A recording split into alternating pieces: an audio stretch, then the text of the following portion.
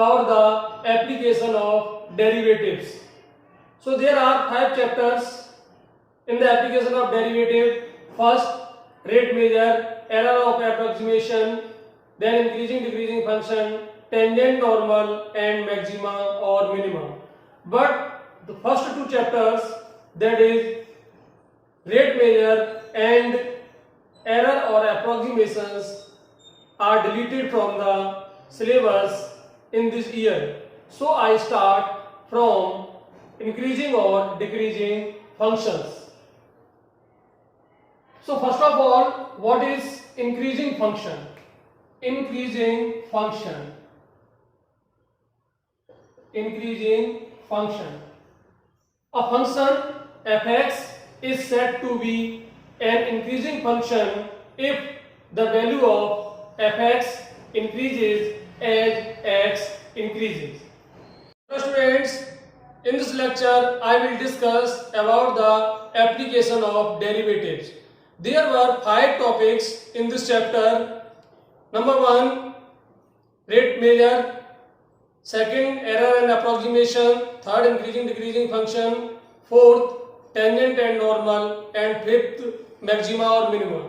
But first 2 topics, that is error and approximation or rate measure, are deleted from the syllabus in this year. So I start from increasing and decreasing functions. So first of all, strictly increasing function. A function f(x) is said to be strictly increasing function if the value of f(x) increases as x increases. यानी अगर x की value बढ़ने के साथ साथ f(x) की value बढ़ती है तो दिया गया फंक्शन एक स्ट्रिक्टली इंक्रीजिंग फंक्शन कहा जाता है. इसकी मैथमेटिकल लैंग्वेज है a function f(x) is said to be strictly increasing if x2 greater than x1 implies f(x2) greater than f(x1). This is the mathematical language of strictly increasing function. x2 greater than x1 का मतलब है x2 की value अगर x1 से बड़ी है तो फिर fx2 की वैल्यू भी fx1 से बड़ी है. यानी अगर x में इंक्रीज होता है तो फिर fx में भी इंक्रीज होता है. इसको आप यहां से इस तरह से समझो ग्राफ के थ्रू कि कोई फंक्शन है और उसकी शेप कुछ इस तरीके की है और मान लो यहाँ पर एक पॉइंट है, 2 पॉइंट है. यहाँ पर पॉइंट है x1 fx1. fx1 means y1 and this is the point x2 and this is fx2. आप यहां से परपेंडिकुलर ड्रॉ कर दीजिए इस तरीके से और एक परपेंडिकुलर आप यहां से ड्रॉ कर दीजिए. तो ये जो लेंथ है यहां से यहां तक दिस इज x1 और फुल लेंथ है दिस इज x2 और ये जो वैल्यू है this is fx1 and this is fx2. और आप यहां से ध्यान से देखिए कि x2 ग्रेटर देन x1, अगर x2 की वैल्यू x1 से बड़ी है तो फिर fx2 की वैल्यू भी fx1 से बड़ी है. ऐसे जो फंक्शन है वो स्ट्रिक्टली इंक्रीजिंग फंक्शन कहे जाते हैं. एग्जाम्पल के लिए फंक्शन में आपको लेके बताता हूं f(x) = x. This is an identity function जिसका डिस्कशन मैंने आपको ऑलरेडी कर दिया है. और यू कैन से y = x. So this is the equation of straight line passing through origin having slope 1, that is this line makes an angle 45 degree with x axis. तो ये this is the x axis and it is y axis and this is the line y = x. So this is an example of strictly increasing function. जैसे जैसे x की value बढ़ती है ठीक वैसे वैसे fx की वैल्यू भी बढ़ती जाती है. इसका दूसरा टॉपिक है strictly decreasing function. Any function f(x) is said to be strictly decreasing if the value of f(x) decreases as x increases. यानी x के वैल्यू बढ़ने के साथ साथ अगर f(x) की वैल्यू घटती है तो ऐसे फंक्शन डिक्रीजिंग फंक्शन कहे जाते हैं. इसकी मैथमेटिकल लैंग्वेज है x2 greater than x1 implies fx2 is less than fx1। अगर x2 की वैल्यू x1 से बड़ी है तब fx2 की वैल्यू fx1 से छोटी है। यहां पर ग्राफ की हेल्प से देखिए, this is x axis, this is y axis and this is origin, और ग्राफ की शेप कुछ इस तरीके की है। यहां पर एक पॉइंट है x1 fx1, दूसरा पॉइंट है x2 fx2। परपेंडिकुलर ड्रॉ किया पहले की तरह से, इस तरीके से परपेंडिकुलर ड्रॉ कर दिया आपने, and this length is x1 and this is x2, और ये जो वैल्यू है this is fx1 and this value is fx2। So x2 greater than x1, x2 की वैल्यू x1 से बड़ी है, लेकिन fx2 की जो वैल्यू है वो fx1 से छोटी है। कहने का मतलब ये है कि जैसे जैसे x की वैल्यू बढ़ती है वैसे वैसे fx की जो वैल्यू है वो घटती है। तो इस तरह के जो फंक्शन होते हैं वो डिक्रीजिंग फंक्शन कहे जाते हैं। आप एक एग्जांपल ले लीजिए, fx is equal to a to the power x, जहां पर a की जो वैल्यू है वो 0 और 1 के बीच में है। ये लॉगरिथमिक फंक्शन है, सॉरी एक्सपोनेंशियल फंक्शन है, लेकिन यहाँ पर जो बेस है वो 0 और 1 के बीच है। एग्जाम्पल के लिए आप कह सकते हैं कुछ भी, जैसे 1/2 की पावर x, लेकिन अगर आप सिर्फ ग्राफ ड्रॉ करेंगे तो इस ग्राफ की जो शेप होगी वो कुछ इस तरीके की आएगी, ये, एंड दिस पॉइंट इज 0,1। तो this is the shape of a to the power x when the value of a belongs to 0,1। आप यहां पर देखिए, जैसे जैसे x बढ़ता जा रहा है वैसे वैसे fx घटता जा रहा है। तो therefore this is an example of decreasing function. अभी अभी जो मैंने आपको इंक्रीजिंग और डिक्रीजिंग फंक्शन की डेफिनेशन दी उसमें डेरिवेटिव का कोई भी यूज नहीं है, पर हम लोग स्टडी कर रहे हैं एप्लीकेशन ऑफ डेरिवेटिव्स की। तो अब मैं आपको बताता हूं कि डेरिवेटिव की हेल्प से आप कैसे फाइंड कर सकते हो कि दिया गया फंक्शन एक इंक्रीजिंग फंक्शन है या फिर डिक्रीजिंग फंक्शन है। यहाँ पर दोनों ग्राफ बने हुए हैं, ये ग्राफ जो है वो स्ट्रिक्टली इंक्रीजिंग फंक्शन का है और यहाँ पर जो ग्राफ बना है वो स्ट्रिक्टली डिक्रीजिंग फंक्शन का है।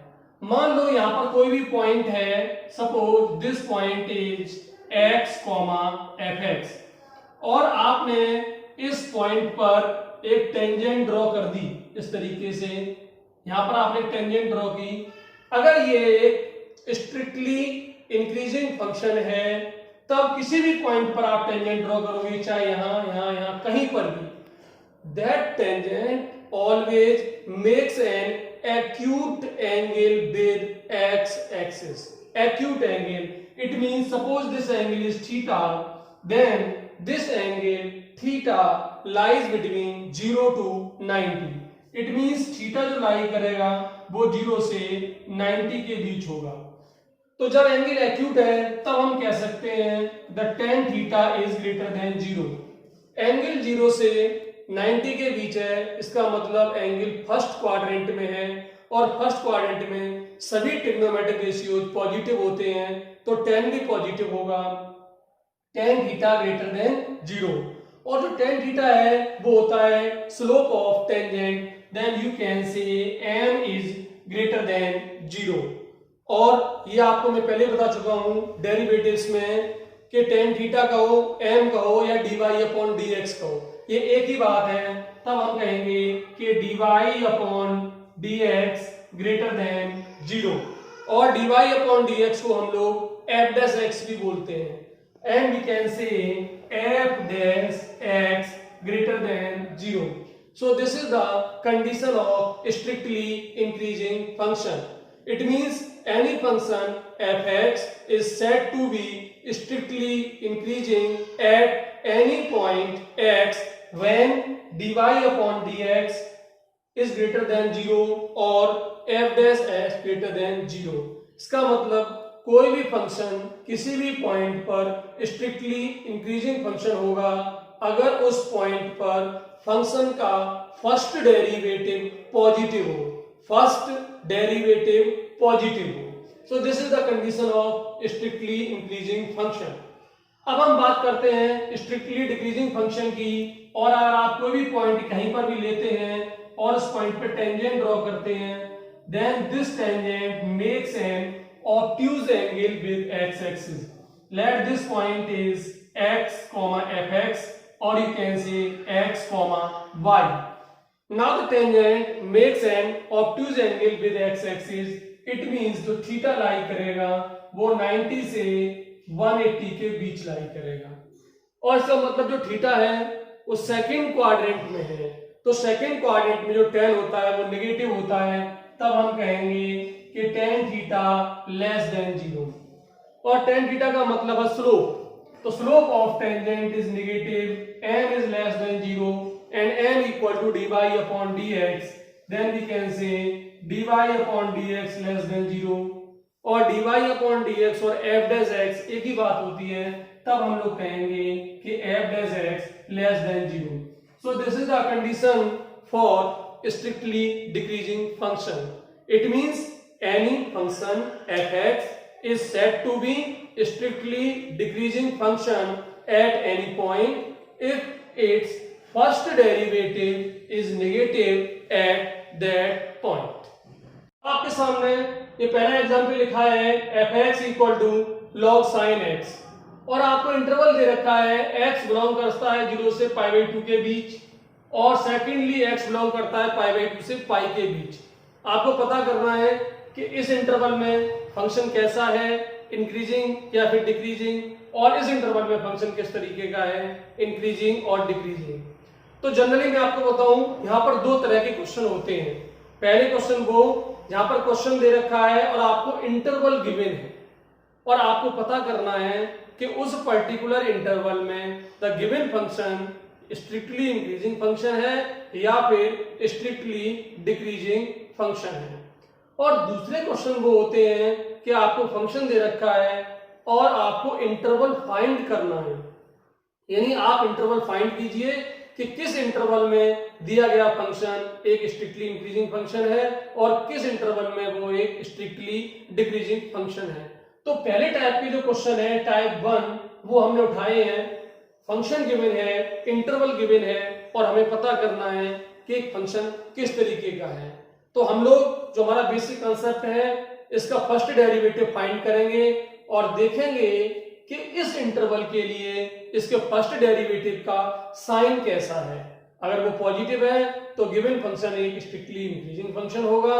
अगर उसका साइन नेगेटिव आ जाता है फर्स्ट डेरिवेटिव का तो गिवन फंक्शन एक स्ट्रिक्टली डिक्रीजिंग फंक्शन होगा. तो स्टार्ट करते हैं. First of all we find F dash X. Chain rule apply करेंगे. log sin x का डेरिवेटिव 1 अपॉन sin x, और sin x का जो डेरिवेटिव हो जाएगा वो cos x हो जाएगा. sin x और sin x का जो डेरिवेटिव है वो cos x. तो हम लोग कहेंगे कि f dash x is equal to cot x. तो जो फर्स्ट डेरिवेटिव आया है वो cot x है. अब हम चेक करते हैं number 1, if x belongs to 0, π/2. इसका मतलब है x की वैल्यू 0 से π/2 के बीच लाई करती है. इट मींस फर्स्ट क्वाड्रेंट में है, और फर्स्ट क्वाड्रेंट में cot x कैसा होता है, पॉजिटिव होता है. It means cot x greater than 0, और cot x किसके बराबर है, f डैश x के बराबर है. तब हम कहेंगे कि जब x की वैल्यू 0 से π/2 के बीच है उस समय fx की जो वैल्यू है वो पॉजिटिव है. Therefore fx is strictly increasing function. In this interval function is strictly increasing. और सेकेंडली हम चेक करते हैं कि x बिलोंग करता है π/2 से π के बीच. तो जब x π/2 से π के बीच है इट मींस जो x है वो सेकंड क्वाड्रेंट में है, और सेकंड क्वाड्रेंट में cot नेगेटिव होता है. तब हम लोग कहेंगे कि cot x लेस देन 0, और cot x का मतलब है f dash x. It means f dash x less than 0, यानी जब x की वैल्यू π/2 से π के बीच है उस समय इसका फर्स्ट डेरिवेटिव नेगेटिव है, and fx is strictly decreasing function. तो इस तरीके से जब इंटरवल आपको दे रखा है तब आप पता कर सकते हो कि फंक्शन स्ट्रिक्टली इंक्रीजिंग है या फिर स्ट्रिक्टली डिक्रीजिंग है।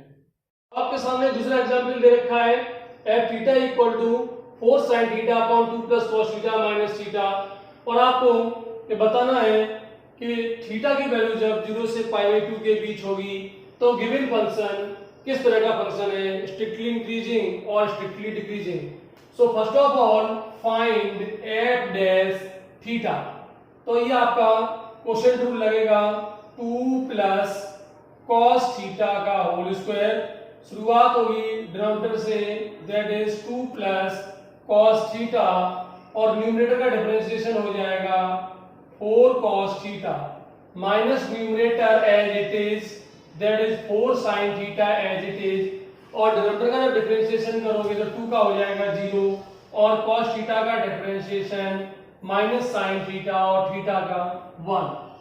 फर्दर सिंप्लीफिकेशन कीजिए, 4 आप सब में से कॉमन ले सकते हो, cos थीटा का अंदर मल्टीप्लाई कर दीजिए तो ये आपका हो जाएगा 2 cos theta plus cos square theta, और देखिए यहां से माइनस और माइनस मिलके प्लस हो जाएगा, 4 कॉमन निकल गया है तो प्लस का sin स्क्वायर थीटा, और ये आपका आ जाएगा 2 प्लस cos थीटा का होल स्क्वायर।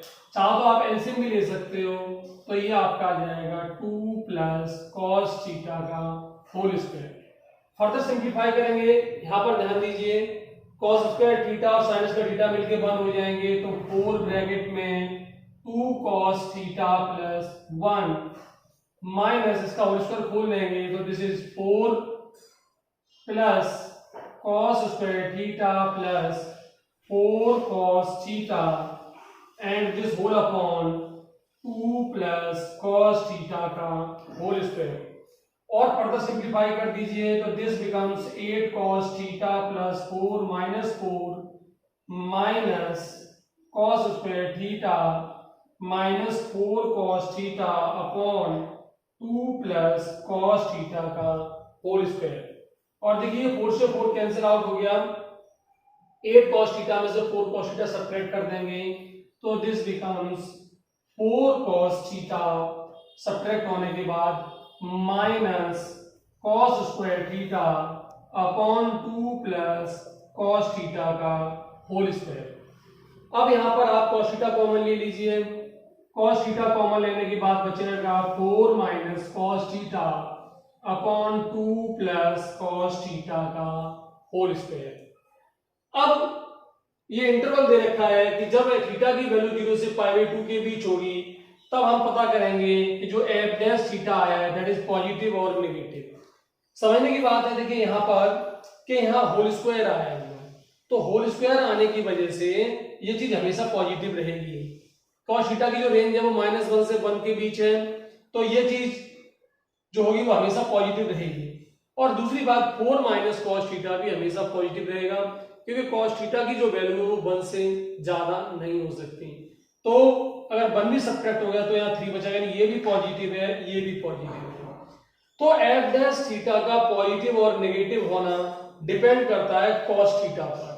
अब क्योंकि थीटा की जो वैल्यू है वो लाई करती है 0 से π/2 के बीच, इसका मतलब है फर्स्ट क्वाड्रेंट में, तब हम कहेंगे कि cos थीटा ग्रेटर देन 0, और जब cos थीटा ग्रेटर देन 0 हो गया तो ये चीज और ये चीज पहले से ही पॉजिटिव है और ये भी पॉजिटिव है, तब हम कहेंगे कि f dash theta greater than 0, therefore f theta is strictly increasing function. तो इस तरीके से अगर आपके पास फंक्शन गिवन है, इंटरवल गिवन है, तो आप फर्स्ट डेरिवेटिव का साइन चेक करके ये बता सकते हो कि गिवन फंक्शन एक स्ट्रिक्टली इंक्रीजिंग फंक्शन होगा या फिर स्ट्रिक्टली डिक्रीजिंग फंक्शन होगा। इस एग्जांपल में f थीटा एक स्ट्रिक्टली इंक्रीजिंग फंक्शन है। आपके सामने ये तीसरा एग्जांपल है, एक फंक्शन गिवन है and we want to find the interval in which this function is strictly increasing or strictly decreasing. So this is the type second questions in which we want to find the interval. So first of all find the first derivative that is f dash x. So f dash x equal to 2 into 3x square minus 9 into 2x plus 12 plus 0. So it becomes 6x square minus 18x plus 12. आप 6 common ले सकते हो. So this become x square minus 3x plus 12. और अगर आप इसके factor करना चाहो तो you can say f dash x equal to 6 x minus 1 x minus 2. So this is the first derivative. अब strictly increasing function के लिए first derivative should be positive. तो for strictly increasing function,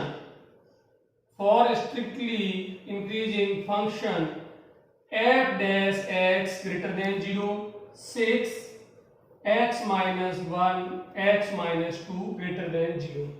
ये linear equation है. इसको solve करने का तरीका है कि आप बाउंड्री पॉइंट फाइंड करो दोनों के दोनों. तो x माइनस 1 को 0 करेंगे तो x की वैल्यू 1 आ जाएगी, x माइनस 2 को 0 करेंगे x की वैल्यू 2 आ जाएगी. और ये दोनों बाउंड्री पॉइंट हम नंबर लाइन पर प्लॉट करेंगे. एक पॉइंट हो गया आपका 1 और दूसरा पॉइंट हो गया 2. ये माइनस का इंफिनिटी और इधर प्लस इंफिनिटी. अब आपको पता करना है कि जो फर्स्ट डेरिवेटिव है वो कहां पर पॉजिटिव है और कहां पर नेगेटिव है.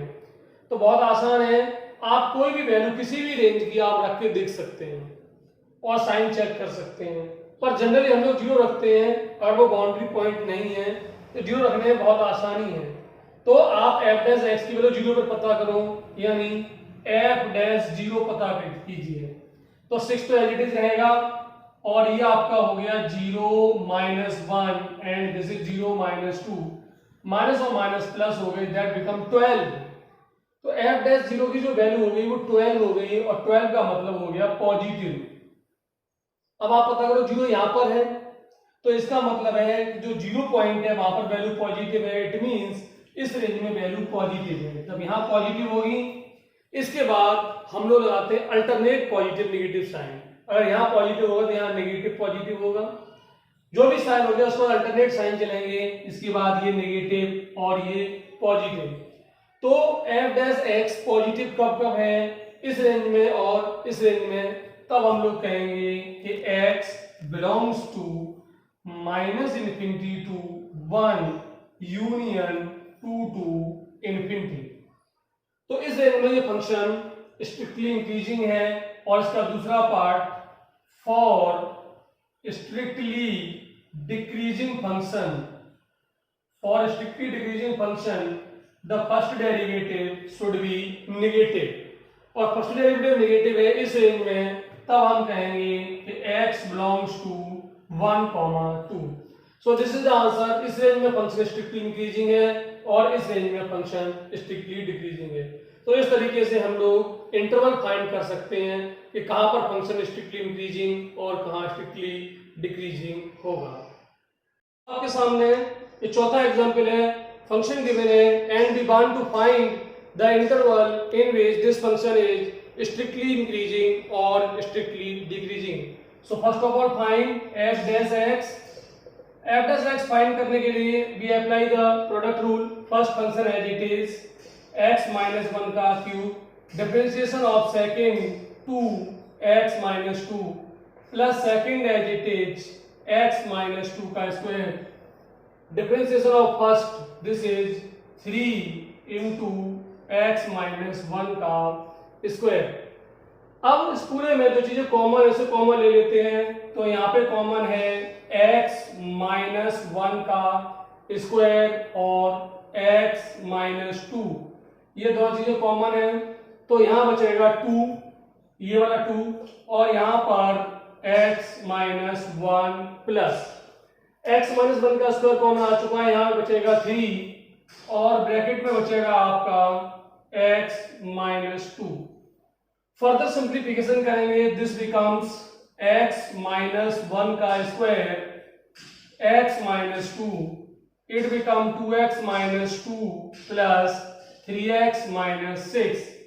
Now further simplification, it become x minus 1 का square, x minus 2, and it is 5x minus 8।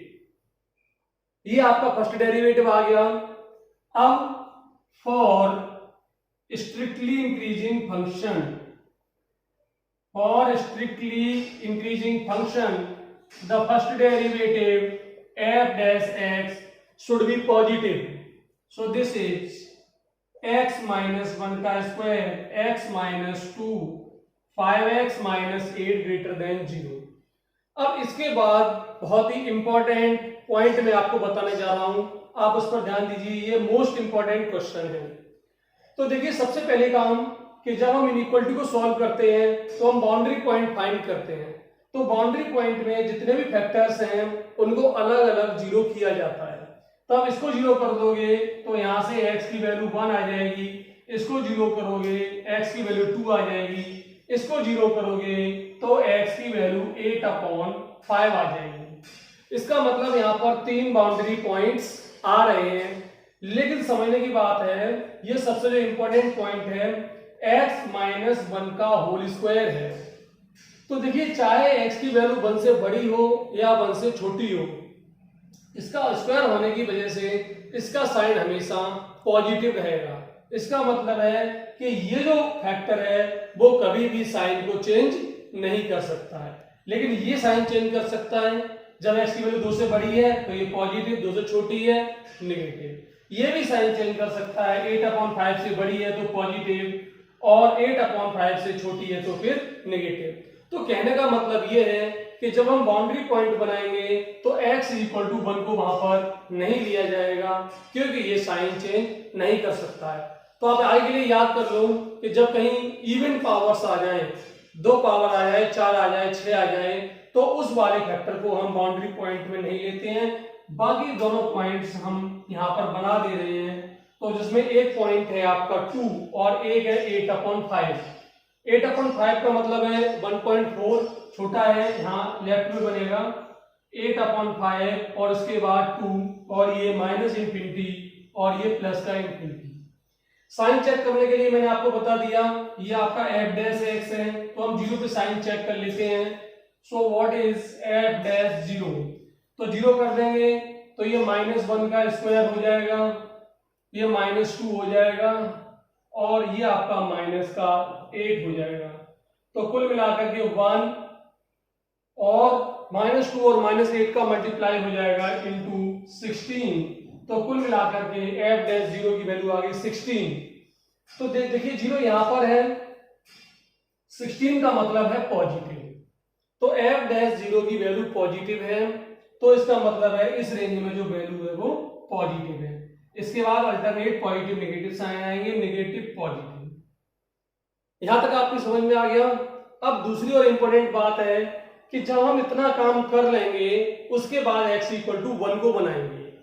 अब आप कहोगे कि यार थोड़ी देर पहले कह रहे थे कि x इक्वल टू 1 नहीं बनाएंगे, अब कह रहे हो x इक्वल टू 1 बनाएंगे। उसका रीजन है x इक्वल टू 1 बनाने की वजह ये है कि जब x की वैल्यू 1 हो जाएगी उस समय f डैश x की जो वैल्यू है वो 0 हो जाएगी, 0। लेकिन हमें f डैश x की वैल्यू 0 नहीं करनी है। इंक्रीजिंग फंक्शन के लिए, स्ट्रिक्टली इंक्रीजिंग फंक्शन के लिए f डैश x की जो वैल्यू है वो ग्रेटर देन 0 होनी चाहिए, 0 नहीं होनी चाहिए। तो इसका मतलब ये है कि हमें 1 को हटाना पड़ेगा। तो आपका जो आंसर आया स्ट्रिक्टली इंक्रीजिंग फंक्शन की जो रेंज आई वो यहां से यहां तक, फिर यहां से यहां तक और फिर यहां से यहां तक। तो आपका आंसर आया x बिलोंग्स टू -इंफिनिटी से 1 union 1 to 8/5 union 2 to infinity. ठीक। For decreasing function, for strictly decreasing function, in that situation f dash x less than 0। तो फर्स्ट डेरिवेटिव नेगेटिव होना चाहिए। तो नेगेटिव देखिए यहां पर है ये, तो आपका आ जाएगा x बिलोंग्स टू 8/5 से लेकर के 2 तक। तो यहाँ पे बहुत इंपॉर्टेंट पॉइंट निकल के आया कि कभी भी किसी भी फैक्टर की इवन पावर है तो हम उसको नहीं लेते हैं, हटा देते हैं। उसके बाद जब साइन आ जाते हैं तब उस पॉइंट को लिखा जाता है। अगर हम उसको नहीं लिखेंगे तो ये गलत हो जाएगा। क्यों? क्योंकि उस पर्टिकुलर पॉइंट पर फर्स्ट डेरिवेटिव 0 हो जाएगा और जबकि हमको चाहिए आइदर ग्रेटर देन 0 और लेस देन 0। तो जब साइन लगा देते हैं उसके बाद उस पॉइंट को बना करके एक्सक्लूड कर दिया जाता है। So this is the answer, this very very important question. आपके सामने ये पांचवा एग्जांपल है। फंक्शन गिवन है and we want to find the interval in which this function is strictly increasing और स्ट्रिक्टली डिक्रीजिंग। यहाँ पर एक बहुत ज्यादा इंपॉर्टेंट पॉइंट है, याद कर लीजिए आगे के लिए, कि किसी भी फंक्शन का इंक्रीजिंग डिक्रीजिंग उसके डोमेन में ही देखा जाता है। डोमेन का मतलब यह है कि जहां पर फंक्शन डिफाइन है, अगर फंक्शन डिफाइन ही नहीं है किसी भी पॉइंट पर तो आप वहां पर उसका इंक्रीजिंग और डिक्रीजिंग फाइंड नहीं कर सकते हैं। तो जनरली पॉलिनोमियल फंक्शन के डोमेन जो होते हैं वो रियल नंबर होते हैं, तो वहां पर डोमेन चेक करने की जरूरत नहीं है। लेकिन इस फंक्शन में लॉगरिथमिक फंक्शन है and we know that logarithmic is defined only the positive numbers. तो सबसे पहले हम इसका डोमेन फाइंड करेंगे। तो डोमेन फाइंड करने के लिए एक बात यह है कि 1 + x ग्रेटर देन 0 और x की वैल्यू -1 से बड़ी होनी चाहिए, पहली बात। और दूसरी बात जो आ रही है, नीचे 2 + x आ रहा है, डिनोमिनेटर 0 नहीं होना चाहिए। It means 2 + x is not equal to 0। तो x की जो वैल्यू है वो -2 नहीं होनी चाहिए। अब इंक्रीजिंग डिक्रीजिंग फाइंड करने के लिए फर्स्ट डेरिवेटिव फाइंड करते हैं। दिस इज लॉग के तरीके से 1/1 + x - 2, दिस इज 2 + x का स्क्वायर। शुरुआत करेंगे डिनोमिनेटर से, दैट इज 2 + x, न्यूमरेटर का differentiation 1 minus numerator as it is, और डिनोमिनेटर का जो डिफरेंशिएशन होगा वो 1 हो जाएगा। फर्दर सिंप्लीफाई 1/1 + x - 2 ब्रैकेट में 2 + x - x अपॉन 2 + x का whole square. Now these two are cancelled. LCM ले लीजिए आप, दोनों पॉइंट आ जाएंगे 1 + x 2 + x का होल स्क्वायर, और ये चीज यहां पहुंचेगी और इसका होल स्क्वायर खोल लेंगे तो इट बिकम 4 + x² + 4x ये है 4 और इसका मल्टीप्लाई हो जाएगा तो -4 - 4x, ये और ये आपस में कैंसिल हो जाएंगे। तो कुल मिलाकर के it become x² upon 1 + x 2 + x का whole square. So this is the value of f dash x। अब कंडीशन है for strictly increasing function the first derivative should be positive and this implies x² upon 1 + x into 2 + x का whole square greater than 0। अब देखिए जब boundary point निकालेंगे, इसको जब 0 करेंगे तो एक का आंसर आया x की वैल्यू 0, इसको 0 करेंगे तो फिर x की वैल्यू -2, इसको 0 करेंगे तो फिर x की जो वैल्यू आई वो आपकी आई -1। अब क्योंकि यहां पर भी होल स्क्वायर आ रहा है और यहां पर भी होल स्क्वायर आ रहा है, इसलिए ये दोनों पॉइंट बाउंड्री में इंक्लूड नहीं किए जाएंगे। ओनली एक ही पॉइंट आएगा, वो आपका पॉइंट होगा -1। तो -1 है। अब हम साइन चेक करते हैं कि कहां पर ये फर्स्ट डेरिवेटिव पॉजिटिव है और कहां पर नेगेटिव है। तो कोई भी वैल्यू आप रख सकते हो, जैसे ये -1 है, आप जो मर्जी आए वो रख सकते हो। 0 नहीं रखेंगे, क्यों 0 रखने पर ये 0 हो जाएगा, तो 0 यहां पर आ रहा है। कुछ और रख दिया, जैसे सपोज हमने f' 2 फाइंड किया तो 2 से ये 2 का स्क्वायर 1 + 2 2 + 2 का होल स्क्वायर। कैलकुलेशन में हमें नहीं जाना है, बस ये देखो कि ये सब चीज कैसी है, पॉजिटिव है। So this thing is greater than 0। तो जब x की वैल्यू 2 है, 2 का मतलब -1 से बड़ी है, उस समय फर्स्ट डेरिवेटिव पॉजिटिव है। तो जब यहां पॉजिटिव है तो फिर यहां नेगेटिव होगा। दूसरी बात, 0 और -2 बनाने पड़ेंगे आपको। तो 0 आपका यहां कहीं आ रहा है 0 और -2 भी यहां आ रहा है -2। हमें जो रेंज देखनी है वो पॉजिटिव रेंज देखनी है इंक्रीजिंग के लिए। तो आपका आंसर आया x बिलोंग्स टू -1 से 0 यूनियन 0 से लेकर के इंफिनिटी तक। ठीक, अब second thing, for strictly decreasing function the first derivative should be negative. अब यहां पर ध्यान देना है, आपकी समझ में आ रहा होगा आंसर माइनस इंफिनिटी से -2 तक यूनियन -2 से -1 तक, लेकिन ऐसा नहीं है, ये गलत हो जाएगा। क्यों कि शुरू में ही लिखा हुआ है, आप इस चीज पर ध्यान दीजिए कि फंक्शन के लिए जो इसका जो डोमेन है उसके लिए x की वैल्यू -1 से बड़ी होनी चाहिए। इसका मतलब है ये फंक्शन -1 से एवर भी डिफाइन है, -1 से जब छोटी वैल्यू है x की उस समय ये फंक्शन डिफाइंड नहीं है, और जब फंक्शन डिफाइंड नहीं है तो हम इसका इंक्रीजिंग डिक्रीजिंग फाइंड नहीं कर सकते। तो इसके लिए x बिलोंग्स टू पाई, इसका मतलब है इसका कोई भी सॉल्यूशन नहीं है। तो इस तरह से बहुत ही इंपॉर्टेंट क्वेश्चन था ये, आप याद कर लीजिए। किसी भी फंक्शन को इंक्रीजिंग और डिक्रीजिंग चेक करने के लिए हम उसके डोमेन में ही चेक करेंगे। तो first of all find the domain and then check the given function is strictly increasing और स्ट्रिक्टली डिक्रीजिंग। अब आपके सामने छठवां और आखिरी एग्जाम्पल लिखा है, ये फंक्शन है और ये इंटरवल दे रखा है। आपको पता करना है कि इस इंटरवल की किस रेंज में ये फंक्शन स्ट्रिक्टली इंक्रीजिंग और किस इंटरवल में स्ट्रिक्टली डिक्रीजिंग फंक्शन है। यहाँ पर बहुत ही इंपॉर्टेंट पॉइंट है कि जो पॉलिनोमियल फंक्शन होते हैं वो वहां पर इंटरवल नहीं देता है और सिंपली कहता है कि find the interval in which this function is strictly increasing और स्ट्रिक्टली डिक्रीजिंग। इसका रीजन है कि जो पॉलिनोमियल फंक्शन होते हैं उनके गिने चुने रूट होते हैं, लेकिन यहाँ पर फंक्शन ट्रिग्नोमेट्रिक है और हर एक ट्रिग्नोमेट्रिक फंक्शन के इनफाइनाइट मैनी सॉल्यूशन होते हैं। तो इसलिए इनफाइनाइट पॉइंट आप प्लॉट नहीं कर सकते, इसलिए रेंज दी जाती है और उसी रेंज में चेक करने को कहा जाता है। तो हम इसका फर्स्ट डेरिवेटिव निकालते हैं, f dash x sin x का cos x minus sin x। अब यहां पर दो पॉइंट है, cos x भी है और sin भी है। अगर सिंगल वैल्यू आ जाए तो हमें आसानी होगी, तो जुगाड़ वाली से हमें सिंगल वैल्यू में फाइंड करेंगे इसको। f dash x is equal to √2 cos x minus sin x, और हम यहाँ पर √2 का मल्टीप्लाई और √2 का डिवाइड कर देते हैं। इसका बेनिफिट ये है कि ये फॉर्मूला बन जाएगा, this is √2 and this is cos x cos π/4 minus sin x sin π/4। ये फॉर्मूला बन गया cos a cos b minus sin a sin b। अब आप कहोगे कि √2 का ही मल्टीप्लाई डिवाइड क्यों किया?